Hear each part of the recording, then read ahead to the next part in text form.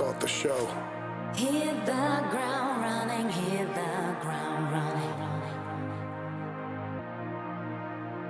Hit the ground running, hit the ground running. Yeah, now bring the action. Ooh. Come on. Now. Give it to me, give it to me, give it to me. Now. Give it to me, give it to me. To hear you shout. Bring the action.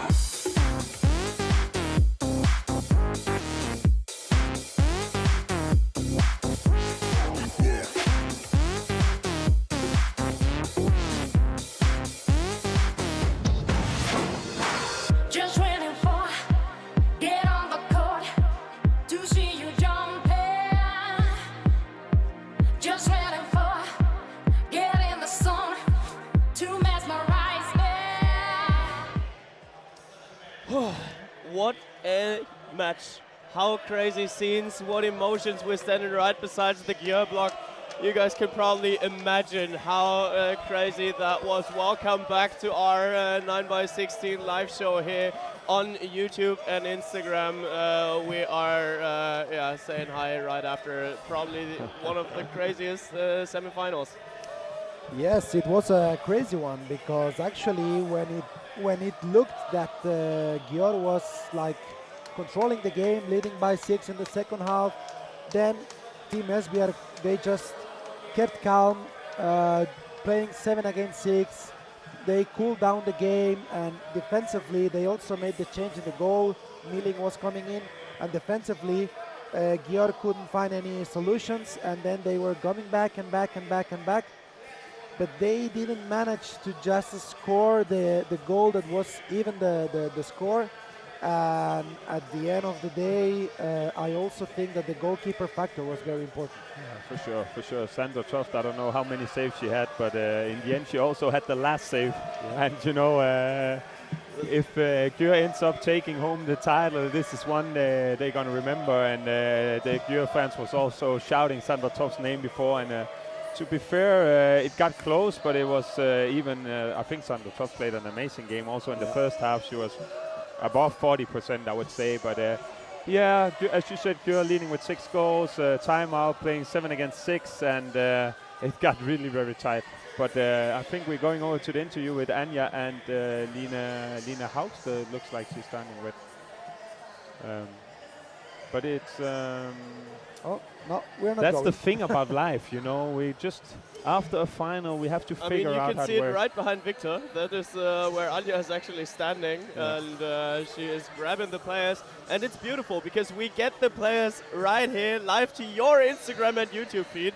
What better ways than live? So that is great, but we still have to wait for a second, so that's all right. In some way, I have to say also, it's coming from me that I'm Danish, but I'm feeling sorry for the Esbjerg players. It's the third time in a row they lose the semi-final. It must be tough for them. And many of them been playing all 3 of them, if not only 2, and then losing with 1 goal here. Lost with 1 goal in last semi-final last year against FTC, where Bøl scored, and now they had the chance also. There's different ways of losing a semi-final. These are probably the most toughest ones, and It's heartbreaking also for them, you know, because they have been doing an amazing season, both in the Danish Championship and in Champions League. They are always there. They are always a team that everybody's thinking they can do it. Yeah. But yes, today it was again a very tough ending for them. I think they showed they are quite mature team, being able to come back, you know, in Győr's, let's say, home arena. But at the end of the day, they couldn't manage to make it. I'm only saying because we spoke about we want Oftedal and Anna Gros to take home the title. I could also, for Jesper Jensen, after 7 years in Esbjerg, it's also a tough one from him. And there are other players also. But it's sport. It's full of emotion. So if Győr was the losing team, then we would have spoke about that. But it must be tough being here 3 times in a row and losing all semifinals. But congrats to Gjør. They also, and especially in the first half, succeeded very well. And also, it's First half is a good topic because we have some scenes that we are able to show you. So we can have a little talk about it because the start into the match was almost as crazy as the ending. Here we see just one great movement by Nora Merck to put it on 2-0. Then later on, Gjør even Esbjerg even lead it by 5-2. But as you see it in the score here, they came back. So out of 5-2, I think they even managed to get a 7-5 lead. Gjør, and they just took over after a timeout. And especially here, you see the highlights in that zone in the first half between the right back and the right wing from Esbjerg. I think they struggled a little bit. Minko was really good at getting in the space in between there, and Gjør, they did really well after a start where Nora Mørk made 3 goals or something like that. But it's all the small details also in these games, and imagine also the one goal. It's not one miss or one goal that's going to decide the outcome, but Esbjerg had the chance where Breistøl hit the crossbar. There was no goalkeeper on the field, and it's a tough one. It's a tough one. It's not just a tough one. Well, I'm listening. I'm seeing it's not just a tough one. It's a tough one. Because Sandra Toft, she had an amazing game. I actually was only able to collect some saves from the first half, which we can have a look at. You're fast, eh? I'm faster than the directors over there.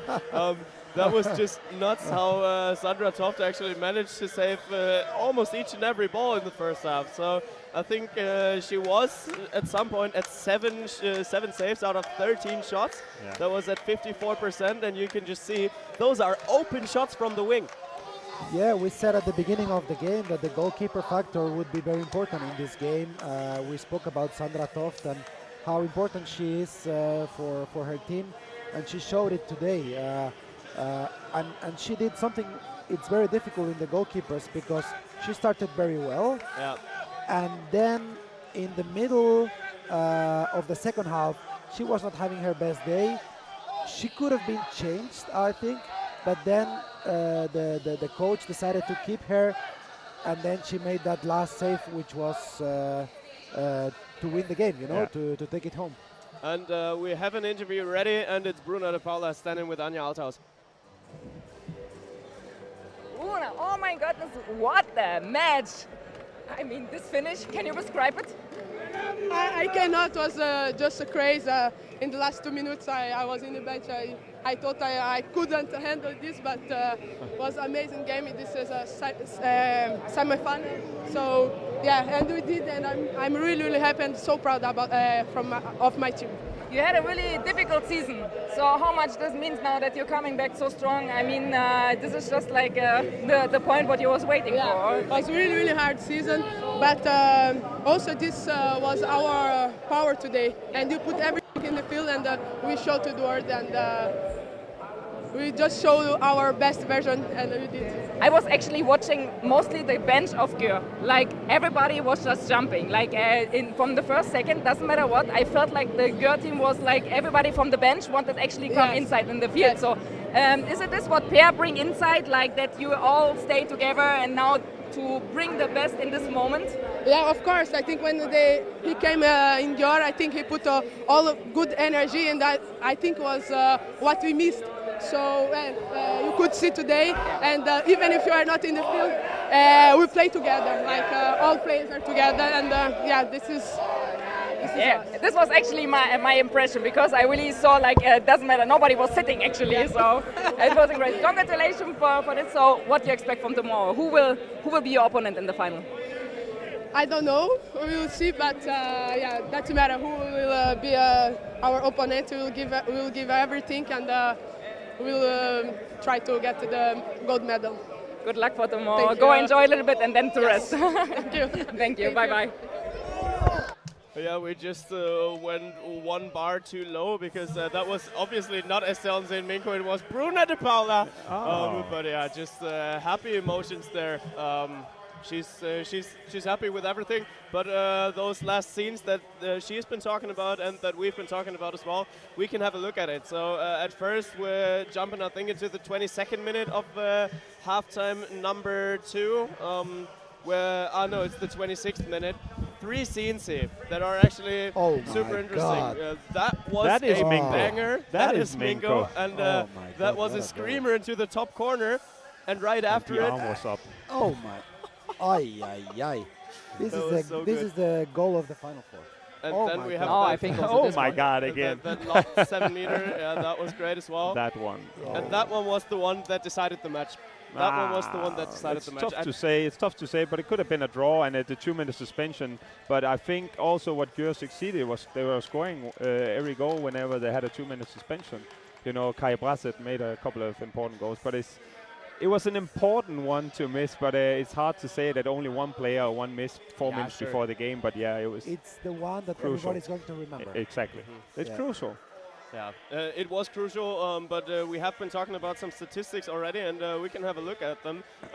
You guys can do too if you open the Home of Handball app, but we are going to do that for you and screen share it. So you guys can see it over here. No, that's not the screen that I'm having right now. That is the Home of Handball app, actually. But yeah, well, we tried at least. But I can read them out to you. So Sandra Toft going for 13 saves out of 33 shots. Ending up at 39%. Yeah. I mean, this is the X factor what we was talking before from the goalkeepers. Yeah. Absolutely. Nothing else to add. Yeah, and she did have an amazing game. Then on the player side, Estelle Minko, she went 6 out of 6, including that banger with the arm being up. So yeah, some interesting stories there to be told. Let's have a look over to the other side. Let's have a look over at Esbjerg. Because the goalkeepers there, well, Milling came in going for 3 out of 9. That was good then, but did she come too late, or was it the right choice to go with Anna Christensen for most of the entire first half and most of the second half as well? Well, obviously, if you look at the stats, it was a little bit too late, but I think he had confidence in Anna Christensen, and me and Victor spoke about it throughout the game that Amalie Milling did really well. I'm a little surprised, only 3 saves. It seemed like she had a couple more, but well, if you stand above 30%, then it probably was too late, but yeah, what can you say? Sandra Toft had the best game and had 13 saves. They have 5 saves more than Esbjerg, and especially in the first half, she was outstanding. You know, keeping Esbjerg on 9 goals. That was pretty amazing. So for sure, the top level we saw from Sandra Toft today, that in some way decided the outcome of the game for me. Yeah, and on player side, we do see Nora Merck at 6 goals out of 8 shots. Henny Reistad, 5 goals out of 8 shots. Yeah, those numbers are all right, but well, if you want to proceed to the final, you probably would even ask more from your star players, wouldn't you? For sure. I mean, I think especially in the first half there was a lot of mistakes. Like on first, like on Györ's side, after also like on Esbjerg's side, and also like the wings in this game, like on both sides, was a little bit like they missed too much shots, and I think this you cannot make. Like you have to be more sharp in many situations, and I think there Györ was just like better. To me, it's crucial that, for example, I can see now Rikke Iversen is 0 for 3 from the line, and the shots that she had, you know, Sandra Toft was totally over her. She took all of them. I think Henny Reistad's statistics is pretty okay, 5 goals on 8 attempts. All the goals from Nora Merck came on 7 meters, so that's where the problem was probably. But Michaela Müller played the right back in the second half with 7 against 6, and it worked out pretty okay. They had a couple of times where she could go wide on the field, but yeah. But I still was missing something to really add, you know, like it was like going, but it was... They were hitting Reistad very hard also, yes. So and that's the way to stop on her like a lot, because the rest was not like present that much. Maybe you have more insights, but is there something, any topic pending between Henny Reistad and Veronica Christensen? Because they were being tough at each other today. Yeah, but I think also Veronica, she said that her role is the defense, and I think Hostet was just saying before, I asked her for the what was the game plan, and they wanted to hit hard. This was what she just said in the interview before. So, and I think this was they wanted to tackle her to stop her. I think. Yeah. I mean, that would have been a good question for yesterday for Veronica Christensen. I think she was in a good mood for tough questions. But I think she would be, just with a better start of the questions. He was very sharp yesterday with his questions on the media call. Yeah, but actually only to Veronica Christensen. I'm feeling a little sorry for her. Ricel's not? Okay, no, I don't know about Ricel's, but I also think she had a little bit of a tough start in the studio, but it's all about love, right? It's all about love. It's all about love. Let's have a little look at Esbjerg in general. We have been talking about 4 matches in Budapest and 4 losses. We have to make it 5 and 5. That's unfair. I think that's unfair because they always put it up a very good fight, and they lost I don't know how many games by one, only by one, and I think that's unfair for a team that deserves more. But this is a sport, you know. It is sport, and that's what I said before. We want Anna Gros and Oftedal to have a nice ending of the story. And as I said, if we look the other way around, 7 years Jesper Jensen in Esbjerg could also be a nice story. And you know, they lost last year with Bulk, last buzzer beater, and now today. Those are tough losses. But as you said, it's sport. What can you do about it? Always beautiful stories. Doesn't matter on which side you will go, you will always find the beautiful stories. But then it's like also why we are here. I mean, you have this one game, and there you need to be present. And this is like the team who bring it in this momentum on the point. You go, you know. So, and I think there was a lot of situations today where Esbjerg was not on their top. Like you have seen better matches during the season. Yeah, absolutely, and especially talking about last seconds, we do have the last second situation prepared for you guys as well. So let's have a look at that last Sandra Toft save here. I don't know why she wanted to pass it to the line player, although she's free, you know, but she's still giving them the opportunity to pass. You know how this situation reminds me when I win with Györ the Champions League, like when Eva Kiss saved the last contra against Vardar. Yes, it's actually like copy-paste situation. And it's just great, those emotions that flew out of the players instantly. It's just to analyze the play a little bit. It's huge mistake from Rio.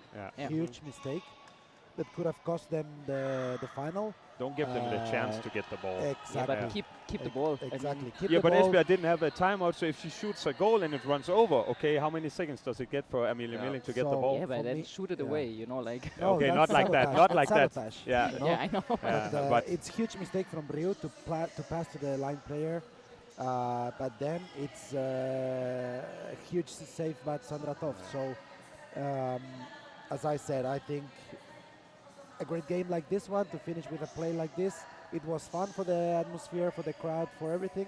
But I think that the feeling now in the Esbjerg locker room, it's really down because they feel they did something very, very difficult, which is coming back, and they couldn't do it. The last 20 minutes, I think Esbjerg played very well. There were 6 goals down, and they actually won the second half with 3 goals, if I remember correctly. So saying that they were bad was probably in the first half where they lacked some, you know, quality, and also in the beginning of the second. But being 6 goals down in Hungary against Györ, and then closely, if Solberg have scored on this one, I don't know if it counted because of the time. But then we were speaking here about, oh, what a comeback from Esbjerg being 6 goals down. But congrats to Györ, they were the better side today, and they're in the final, and you can see what it meant to them also from the players and also the fans.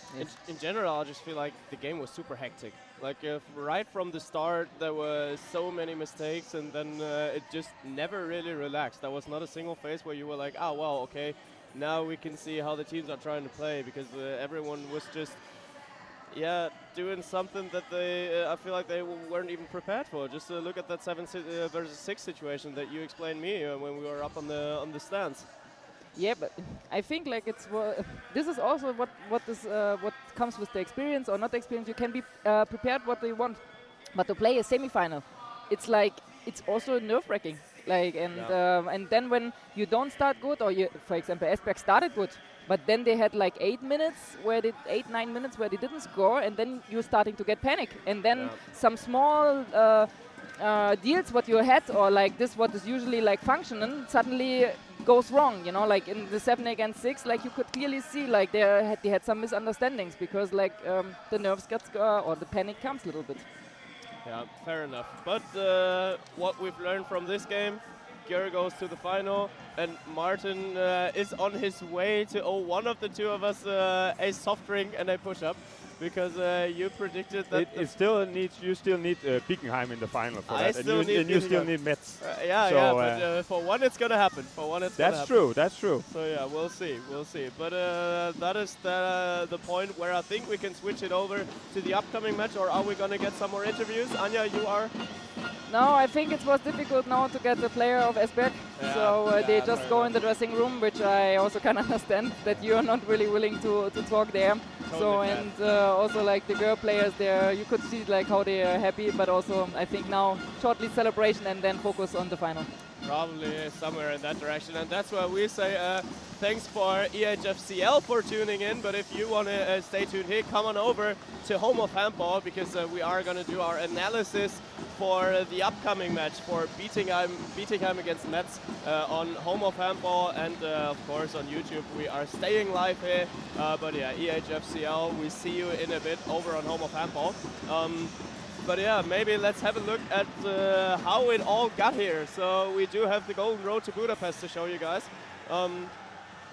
It is, Bietigheim, it's the only team that actually needed to go through the playoffs.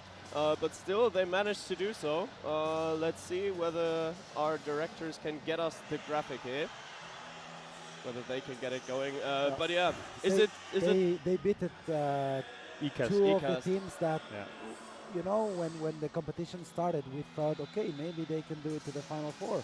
The first one was EHF, and then it was Odense, which we were talking in the podcast that, okay, what is going to happen? And we said, Bietigheim has nothing to lose, because everything that happened in the last 2 seasons between Bietigheim and Odense was, everything was for Odense, and then Bietigheim, they played without any pressure. Yeah, absolutely. But yeah, well, eventually they had 2 more games than the others. Is that something that they're going to recognize when it comes down to the pitch over here? I think they got some extra power just to make it here, because nobody expected. I think like even the club, nobody of the people expected this, and I think now this is like why you're doing this the whole season, you know, like, and what you're fighting for. And I think even if you're tired, you're not tired. I think I don't it won't have any impact at all. No, it won't have any I impact also don't at think all. so. I think it's maybe even like where they are sticking even more together and have more confidence because they exactly make the hard way. Probably. I think this made them to be more confident about themselves as a team. Well, the situation they have against Metz is pretty similar to the situation they had against EHF and Odense, so they have nothing to lose. But yeah, as they said yesterday, the players, they want to participate, they want to do something out of it. But for sure, Metz are the favorites. But it could be interesting to see also, because I asked the Metz players yesterday, when Bietigheim are such a big underdog, that put more pressure on Metz because everybody expects them to win. So if, let's say, after 50 minutes it's close, you know, Bietigheim and again, in my opinion, the goalkeeper factor is going to be important. But it's getting so interesting, the goalkeeper duel now in this match. Really, I'm so excited to see this, because they are like 2 really incredible goalkeepers now on both sides, which was dominant in the whole season. Yes. We're having our Golden Road to Budapest right here, so to see where everyone and how everyone ended up here. So we are a little smarter already, and we can put Gjør into the final and have to put a red X on Esbjerg here. But on the other side, yeah, just like I said, Bietigheim is starting on the bottom left corner. They needed to go through the playoffs and the quarterfinals, but are the first 6th place ever to make it to Budapest. And that is quite an achievement. Well, if that doesn't motivate you to give it your all here in the semifinal, I don't know what does. Also, the run they had towards to the last 16, you know, I think they lost 6 or 7 games or something like that previous to the EHF game. So for sure they're going to come in and they believe in themselves. That's what I understood from the media day yesterday. Like, it's okay for them to be the underdogs and nobody expect them. They are comfortable in that situation, but they believe in themselves, and they showed against EHF and Odense they also have the quality to do so, and also the players. I believe so too. Maybe we can have a look at the statistics that they brought us until this point. The graphic that we have just seen for a second, if we can bring that one back up again, because I think they are just shortly positive.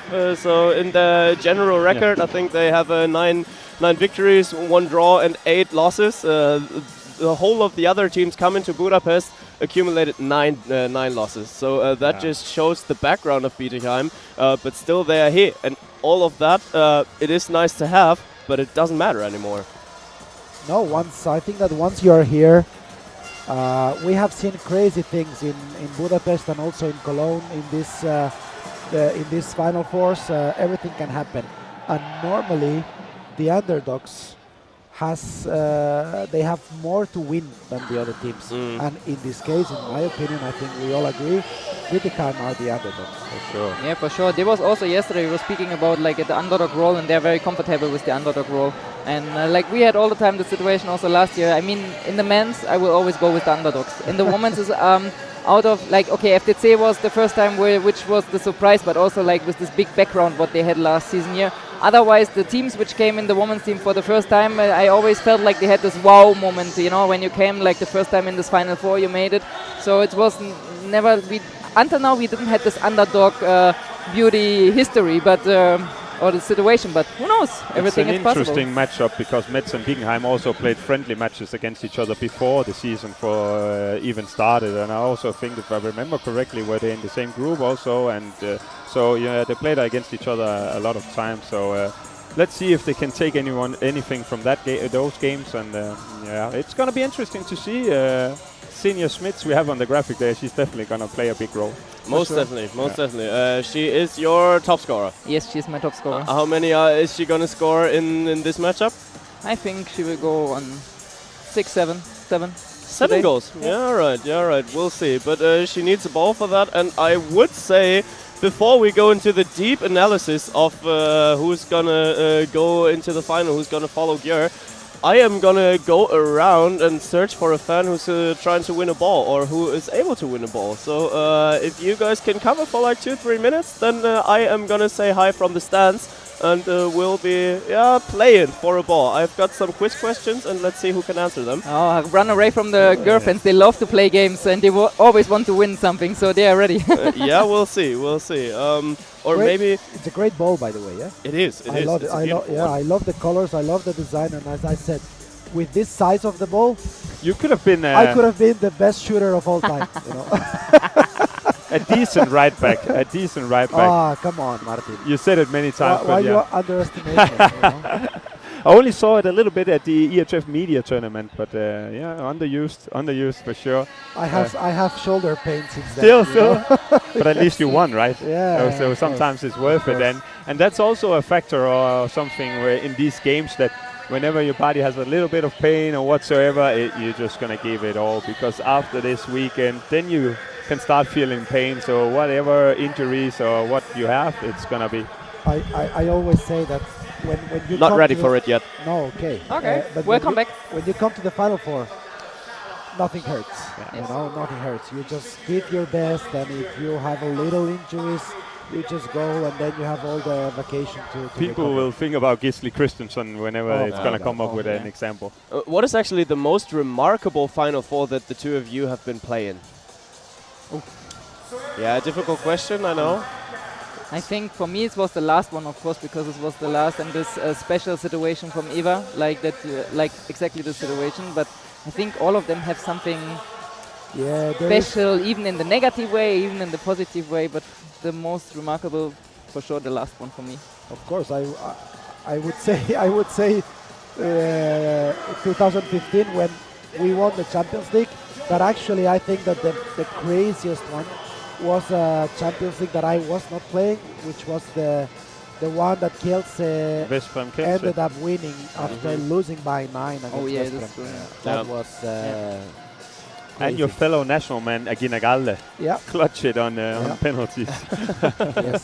Yes. And for you, it's a return to Budapest since you've been here last year. Maybe just to bring back up some memories. Can you sum it up just in some short sentences how the experience here was last year? Then I'm just gonna say that I think it was unbelievable with the world record and also the FTC fans, and also that we have FTC in the final. I think that was very good for not only the event but also for the spectators and in general. And since Vipers made it, and knocked out Györ. It was very nice also to have a Hungarian team. So in general, unbelievable. But that's what the Final Four are for. And as you can hear, it's also hard to pick for all the, because it's full of memories. And this one will always be remembered for Sandra Toft making Györ to the final. And then if they win this one, Sandra Toft is probably gonna get, I don't know. She's going to be the queen, as you said. We're going to crown the queens, and she's probably going to be one of them. When she's standing here beside of us in 5 years moderating the show, she will say, oh yeah, the one in Budapest, of course. That was the one, the semi-final, that was a great one. But we'll see where the story will lead her. Anja, for you, we have been sitting on the... I don't even know who you told that to, but we've been sitting somewhere and you said, yeah, well, last year I was sitting with the small little Kretschmer and we had a blast there. It was a great time. Yeah, but it was amazing. I mean, we had like a different show and we had some really fun there, even like with the fans. And even now after, I heard some beautiful story out of that one of our super fan, which actually won there in the time. Now she's working for the Györ staff, and Györ actually paid attention about her and give her a job, and now she is there on together in the Györ team and works for her club, which she loves so much. And I think there are so beautiful stories around. And yeah, we had some fun, and I think Martin also had some fun as commentating at the last matches, and especially if we had the situation here with the record. And also with the FTC fans, this was something very, very special. So, but I think every Final Four have some special moments. Yeah, and I mean, I've been wondering whether the arena would stand behind Györ or whether the arena is pro Budapest and pro FTC and not for Györ here. But well, it took 2 minutes to prove me wrong there, because the arena today was crazy once again. Yeah, I mean, you could also see, I mean, you see like in the corners of Bietigheim, corners of Esbjerg and Metz, but in between you just see green and white. So it's like, it's like more Györ here. They are playing home. Yeah, yes. It's what to expect. Yes. Yeah, 100%. All right, then maybe let's switch it over here to our upcoming matchup. We have been having a look at Bietigheim and their way already. We can have a look at Metz and their statistics, what they gave us as well. So maybe let's bring up that graphic here. Metz looking strong, and it brings up the question to my mind, is this the best Metz that we have ever seen? I don't know. I must say Metz is really an interesting team. Doesn't matter who they have, they're playing some great handball. But I think maybe it's one of the most outbalanced team right now. Yeah. So from the back shooters and on the one against one. Well, I agree. I think they're super well balanced. It's a Metz team that was number 1 in the group. Won with 9 goals in total against Czeshin Bucharest, which is not a bad team, and they're here now playing against Bietigheim, but that is all talking. If they lose tonight against Bietigheim, it will be a big disappointment for them. But I think they have the quality within the team to... it's a little bit, I wouldn't call it a dark horse in general, because Györ and Esbjerg, but they are a real contender for the title, if you ask me. Yeah, Česimir is not a bad team. Some of us predicted them to win the whole thing, but then came Metz, and Metz smashed them in the quarterfinals. They won both legs, and on aggregate they won by 9. Yeah, Metz was just better. I think Česimir, they didn't find this season themselves, even though they had an amazing squad, in my opinion. And Metz was just better. I agree with what they said, that they are a very balanced team, starting from 2 amazing goalkeepers. Then they have a very complete squad, good wing players, good line players, good back players. They have a deep roster, so they can change, and the level of the team is up here. So yeah, of course, they are a real contender for the victory. And the best they got so far, we see it here, is the 3rd place. So they've been here to Budapest, I think it was 2 times already, and they always lost the semifinal, won the bronze medal match. Why is it not happening this time that they are losing the semifinal?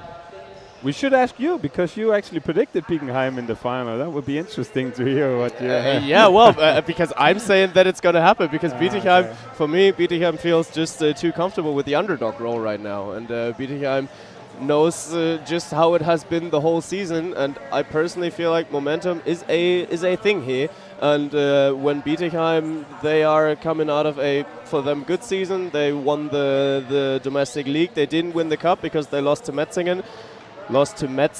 And they want to make up for it against but Metz. Metz also coming in with a little bit of... now it comes like, it's getting deep.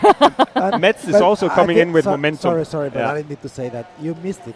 He said before that the last semi-final was not a tough game; it was a tough game. Yeah.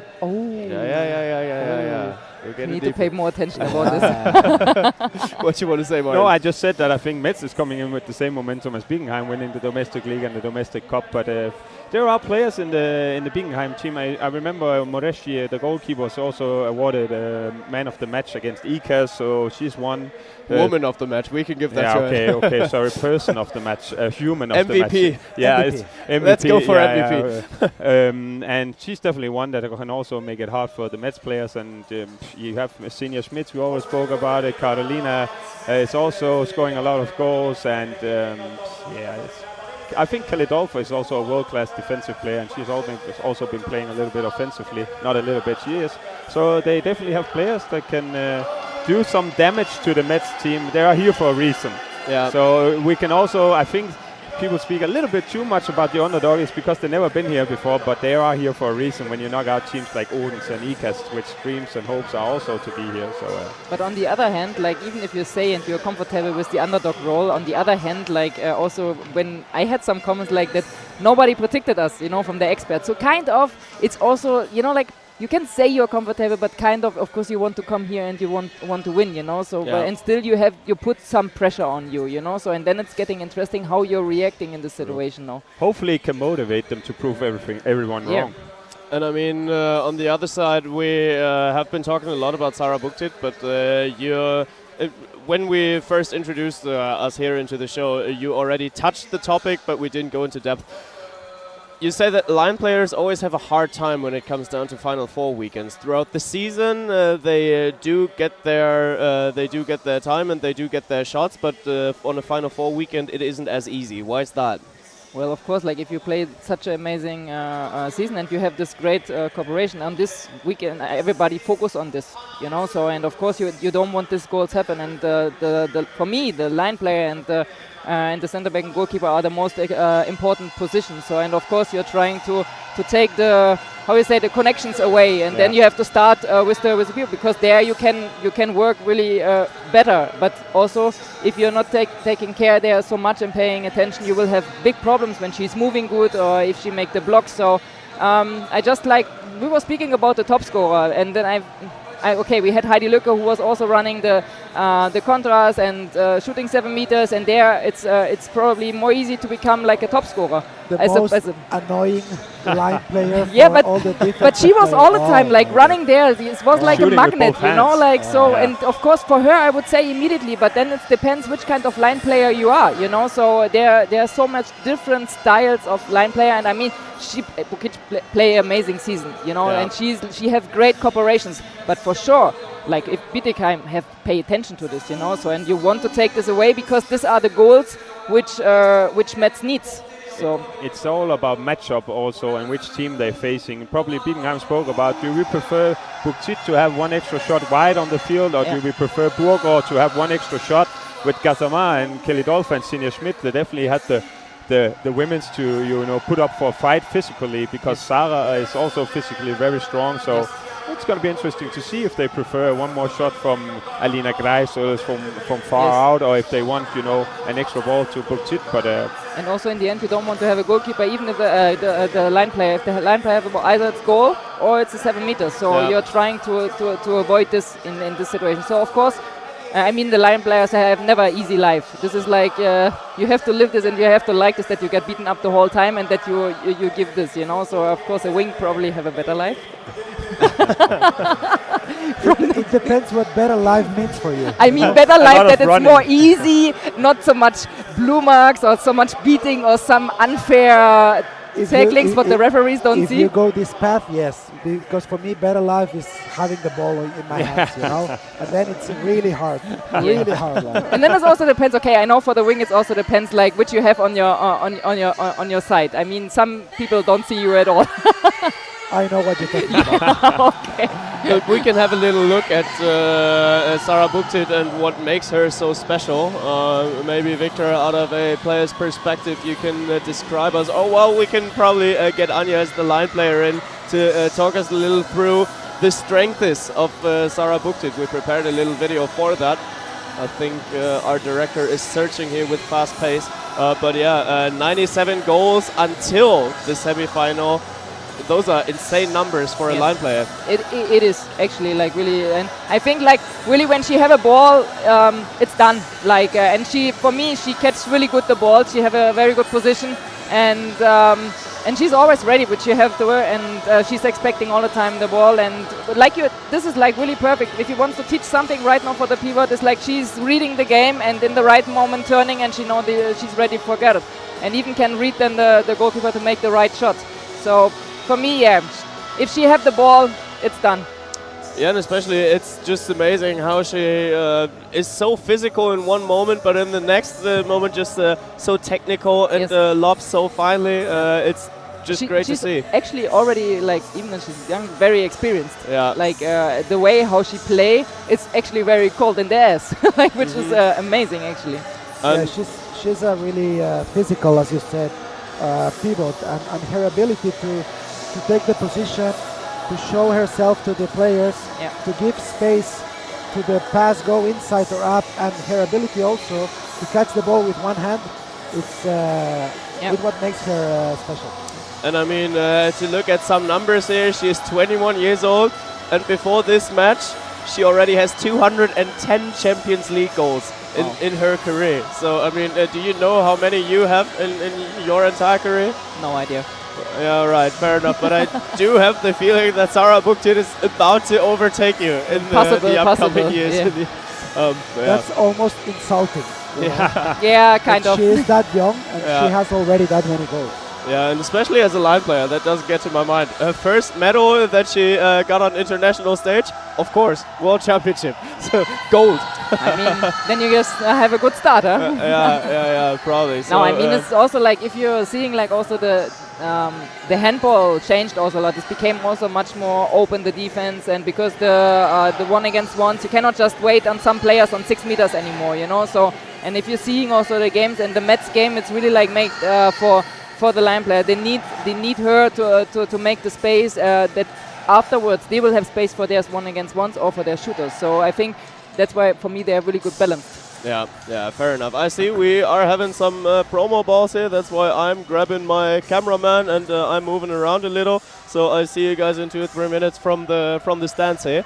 But how is it gonna go? So you're gonna ask people if they want the ball and you just give it to them? No, absolutely not. I'm having quiz questions prepared. They are gonna go through some historical moments of the MVM Dome here in Budapest and of the Final Four history. So that will be interesting to see how well they are prepared. If nobody is answering right, do we have the chance to win the balls? Yeah, you have. Okay. It's good. Okay. Cool. I have kids, you know. I have kids. Fair enough, but I think you're Victor Thomas. You are having the opportunity to get some of those balls in some way. But well, maybe if you answer the quiz questions right. It has to be more fun. You know? No, but he's like competitive. He just wanted, you know, like there comes some quiz. He just want to go inside. This I'm is like competitive, you know, because do you know who is leading the Who Am I contest that we are doing in the podcast? if you're asking me like this, it's you. Of course. No, of course I know. But you couldn't be wrong on that one. You know? Finally he's leading. You know, it took a while, but yeah. But I was actually thinking about from the Bickenheim perspective, in order to, you know, cover up for Sarah Buktit, there could also be some tactics in, you know, trying to make the pass longer for the backcourt players to pass it into Sarah Buktit, because then whoever is coming up for Sarah Buktit has more time to, you know, go around her and maybe take away the ball. But it's definitely gonna be a battle within the game. But I also think Metz is gonna struggle, you know. On the other hand, with Gassama also, without being rude, she's also a super physical player and strong. So it's a game within the game. Yeah, that's true. Yeah. For me, it's going to be interesting how Bietigheim is going to defend today, because I think that it's different than ICAST and Odense. Let's say that Metz is playing more Spanish tactical style, and they are capable to adapt to different things. And the German style to defend, it's like 6-0. But this is not really German style. It's a little bit mixed of the Scandinavian German style, like it's north of Europe. Yes, so it's I would say more German. Yeah. I would say more German, but yeah, okay. Fair enough. Yeah. On the men's side, the only thing they can adjust is putting Magnus Landin on top, for example. But yeah, they believe and trust a lot in 6-0. I'm thinking more on the speed, like also because Metz for me they have a nice speed. Like as soon as ball out, like, and also then the Spanish little bit style, the way how they are bringing the ball forward fast, and this is like also how can Bietigheim handle this. And I heard that, sorry to interrupt, Victor, that Bengt is already ready with one of the fans. So I think we should go up to him and see if somebody can answer correct. Alrighty, then we are sitting here in the stands. At first, I didn't even ask, what's your name? Sophie. Yeah, better to talk into the microphone. Sorry. Sophie, you came from Bietigheim straight to Budapest. Yeah. Who did you travel with? My boyfriend. Ah, that is great. I am having a little ball here to play, and I am very interested in seeing how well you are prepared for this EHF Final Four. But it's a doable question. You are playing for this ball. How much did you see from Budapest yet? Not that much, but we did a city tour, so. At least, you've seen more than me. That's good on you. So the question that I have for you, for this ball. Last year, in the EHF Final Four 2023, when the world record was broken, FTC made it to the final. Yeah. Who scored the buzzer-beating goal to send FTC to the final? Emily Berg. Congratulations. Look, it's not that hard. I need a score prediction from you, though. I need a score prediction. How's the semifinal gonna go? I mean, I hope that Bietigheim wins, so I'm going 30-28 for Bietigheim. For a close call. Realistically, thought, or? I mean, You're a super fan. You have to believe. Yeah, Where's your faith? But it's gonna be hard. It is gonna be tough. But I think in the Final Four everything is possible. So, and it's their first time. So That we're is gonna true. make it possible. All right, ready to write history. I wish Yeah. you the best of luck. How many boys and girls are with you today here? I actually don't know. Fair enough. But you guys are celebrating a little bit of a party here. Yeah. The train has no brakes. So let's keep it rolling here. Yeah. Cool, sweet, thank you. And then I think we are gonna go down to you for a second, and I'm gonna search for 2 more fans. Bengt is always even more over-enthusiastic than all the super fans. Not that they are not, but Bengt is like... He's a super fan. Yeah, he is the super fan. Now I am mad because I have one less option to get a ball. You have. But we know the answer, huh? We was like... Emily Berg. Emily Berg. Yeah, but this was incredible, this goal. We spoke with her on the podcast. I just try to encourage Berg and all the others whenever they make a goal like that, not just to put their arms in the air, prepared a little bit. So they have to be like you when you're scoring on I don't know, anything. You wouldn't prefer that? You don't find it boring that people do like this? Yes. You do it as well. Yay! It's like come up with something, trademark, like football players. No, you don't know what you're doing. You're screaming. Yeah, I was jumping on everybody. I think like in this moment. But this is like your most favorite, or what is the like this some? No. The canoe is my trademark. Like the trademark, and probably the best scene there is when anyone is scoring a beach handball. I have to say it, or what? I have to say it. It is the best one. Victor, what you was doing? I was kissing my fist. It was like a very young thing that I had with my wife right now today. My girlfriend back then. I was kissing my fist it was for her, and then it became for the kids as well. I was doing that. Okay, amazing. At least you did something different, and that's super nice instead of But you just know, how I was everyone also else. different. After I broke my finger and everything, so when I celebrate, I was like Captain Hook. So I think this became also But a little don't bit you like find it because I could not put it and you know, like all my pictures are like yeah. You But know, wouldn't you like find it boring if football players was just yay doing like this and then jumping? Like they need to do something special. I was not that cute jumping. I think I was. You were screaming when you scored. Yeah, I was a screamer, yeah, for sure. If we couldn't picture you with the colored hair, then we know from the screening. So I just encourage people, you know, to do a little bit of different celebrations. So maybe That's what I did with you both. should make some only for courses both. or something like. I don't know how to. People have to come up with themselves.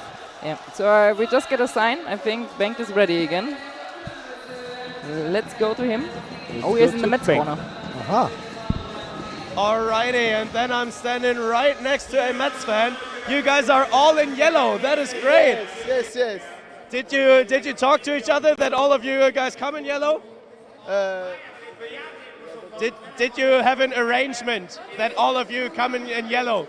Yes, it's the color of the club of Metz. Fair enough. How long have you been here in Budapest? It's the first time I come in Budapest. Ah, nice, cool. Then this is your chance to win a ball here. Okay. And I am asking you a quiz question. Yes. It's about the history of the EHF Final Four. Okay. How many times in a row? How many times in a row has Vipers won the Champions League? 3 times. 3 times. Good on you. That is your ball. Thank you. Congratulations. Metz, give it up for this guy. Cool. Thanks a lot. And good luck. Oh, I need a score prediction. What's the score going to be? 28 for Metz and 25 for Bietigheim. You do have faith in your team. Cool. Then be loud and make some noise for your team. Good luck. Cool. Back over to you, boys and girls. And I'm going to search for the last recipient of this ball. He was even more happy to get the ball than you would have been, Victor. So Yeah, for that one I'm Yeah, happy. that one is Yes. okay. Yes. The Mets He has fans. kids as well. You know. Probably. Yeah, the Mets fan once again. So it's going to be interesting to see if you can find someone else from besides Bietigheim or Metz. But Bengt. Bengt is going to come up with something. Yeah, he that's for definitely sure. is. He definitely is. While we have another 20 minutes before the game starts, and we all three standing here predicted Metz to win the game. Yep. Yeah, I think so. Yeah. Yep. I think we are. In this case, we are on the same page. Yeah, the three of us, because Bengt is saying Bietigheim will win this one, but For me, the best chance for Bietigheim to win this game is that, in my opinion, Moreski is going to play. She is doing a crazy performance. And I think like As also. she did. Yes, I mean against she has an Utrecht incredible and, season. Really. Yeah.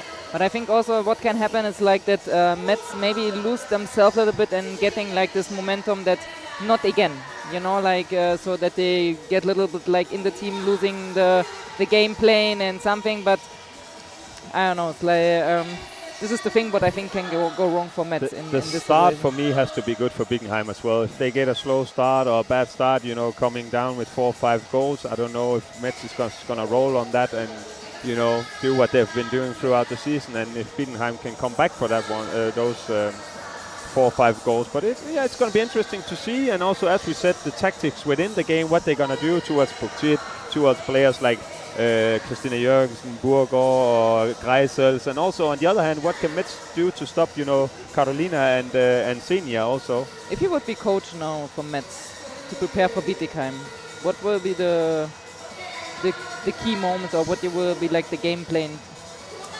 That's tough.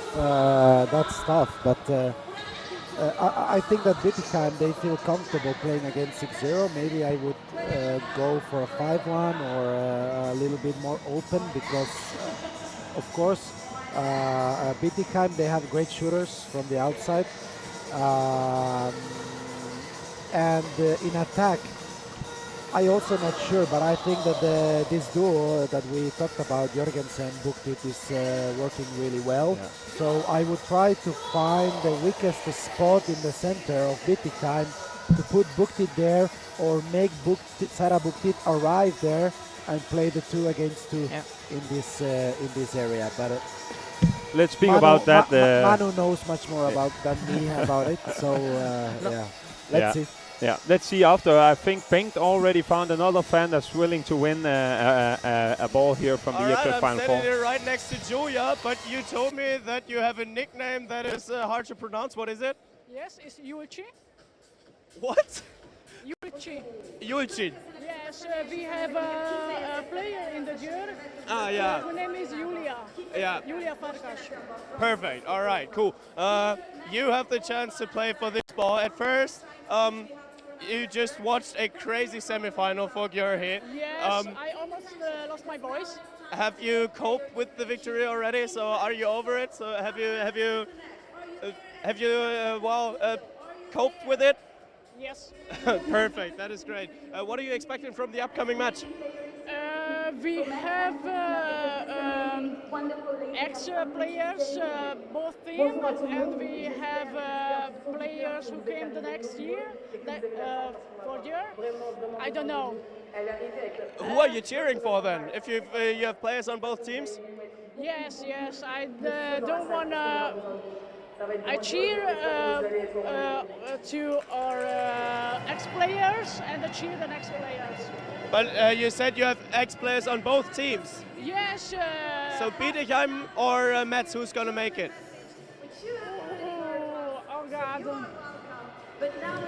Maybe 51% to Metz. Oh, okay. All right. I would say 80% chance that you win this ball with the upcoming quiz question. Since when is the EHF Final 4 being played in Budapest? Since 10 years. So, since when? What year? 2014. Good on you. That ball is yours. Congratulations. So and it will stay here until? Tomorrow, yes. No, I mean years-wise. 3 more years. 2027. That's it. Are you from Budapest? No, I came from Gjør. Ah, nice. Yes. Sweet. Yes, Cool. Then enjoy it, the atmosphere here, and I hope that you guys make it extremely loud here tomorrow because, it's time for the Champions League title to come back to Gjør, right? Yes, 100% too. Sweet. Then best of luck for you, and Thank you so have much. fun with your ball. Bengt, he's a legend when he's out there. Have fun with your ball. Okay, okay.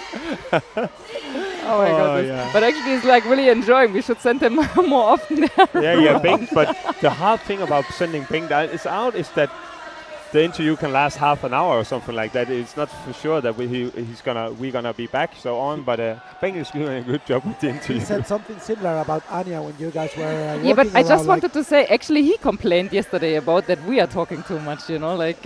Yeah, that he cannot interrupt, that he couldn't interrupt. Yeah, okay, but Here There we he have is. the MVP of the day. You know? Once you lose your English word for once, you just start to get in trouble all how day do and you all cope night. with cope? Yeah, how do you cope with cope? Let me go. We know it ourselves. We know it. Okay, but I just got a sign that the interview what I was making before, so we just go a little bit back to the first semi-final because we couldn't wait that to start to speak because it was all of the emotion, so that we could not see it live. So here's the interview with Hostel. With one goal. The domination continues about Esberg. So you started a little bit like the game was not so good. Then you really pick up a great defense together with Sandra. What you was talking in the dressing room? Yeah, just to play hard. Hit them hard and play with them, keep our arms up, and then Sandra will do the rest. But also you got to do that really well. So you had a game plan. This was worked out, or you changed the game plan completely today? I think our game plan worked out. We want to be tough on them when we want to double, and not always succeeding, but in the end we won anyway. You had a crazy season, but now winning this semi-final with 1 goal and this amazing. How you feel right now? I feel amazing. We're in the final. I can't believe it. It has been a really hard season, like you say, changing codes in the middle and everything. So we are just so happy to be here. You have a wish for the final? Yes, I wish to win. Yes, I mean, of course. But I mean, like, who you would like to have as an opponent? We had played good against Bietigheim. We didn't meet Metz yet this year, so but I think they have had an amazing. No, we just need to play our game and yeah. So now just shortly celebration and then focus on the final. Yes, exactly. Thank you so much that you had time. Congratulations and good luck for tomorrow. Thank you so much. With 1 goal. The domination Anja, your continues microphone about was open. Esberg, so we still you have to, started yeah, all little right, bit cool. like the game was That's great. That's why we're live. That's why But we're you live. know, like actually, like I must say, like these moments, even you have to be professional, but you just catched up in these moments. You know, like I mean, when she came and she had my, I just see this big smile and all this. I just feel it. You know. So and then like. I don't know. These moments are kind of special. Yeah, most definitely, most definitely. And special moments are some that the Bietigheim coach Jakob Westergaard actually already created together with, correct, Anja Althaus, because he's the only coach in this EHF Final Four that actually has ever lifted a trophy, has ever lifted the Champions League trophy. You can tell us about it. What kind of coach is he? Well, I think I had him in the beginning of his head coach career. Like when I came to Viborg, he was the second coach, and the year after he took over, and then we win 2 times in a row the Champions League. So it's, I think he was like this, yeah, like this Danish coach, which was really like open to cooperate and give everybody, because we had an amazing team, like with the both Lundin sisters, Bojana Popovic, Grit Jurak. It was like you could not even say like there was not a position where you say like wow. And he managed really well to give everybody a feeling like this is your job. You have a box here, you can move until here, but this is your job, make your job. And also he worked very great together with the assistant coach. So the whole team, the way how he was working in this time, it was it was new for me, but I really liked it. And he's very precise. He's preparing a lot and very communicative. And will he be the key to success for Bietigheim to even make it further? Because, well, talking about experience and Bietigheim, with them being the first time here, it doesn't really make sense. But on the other hand, with Jakob Westergaard being the only coach to win the Champions League trophy, it kind of does.